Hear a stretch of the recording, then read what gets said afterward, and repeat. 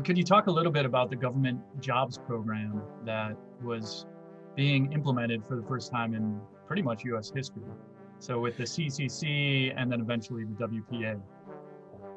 Right. Well, the need of public employment was something that Roosevelt particularly was very keen on because not just for the purchasing power reasons that I just mentioned, but also because he wanted to restore Americans' faith in the US government, to promote the idea among the people who he saw getting increasingly skeptical of democracy, that democracy could still work, right? And so this was something he said repeatedly, that the public works programs were specifically meant to address this issue.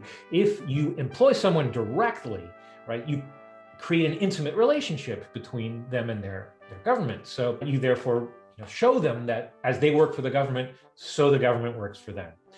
So with that idea in mind, yes, the CCC in particular, which was one of the first public works programs, the Civilian Conservation Corps, was specifically designed to relieve the disaffection of young American men. So it was aimed at young single men who would be employed on public works in perks, whether state or national, generally doing soil conservation or roadworks improvements or anything to basically improve public parks and wilderness, including planting trees particularly, which was an idea that was near to Roosevelt's heart, and therefore to give those potentially socially disaffected folks a reason, again, to believe in society. And this was aimed particularly at the bonus marchers of 1932, who Roosevelt was very worried were people who would, potentially support a fascist movement or something like that if they didn't have meaningful employment and a reason to believe in the United States government.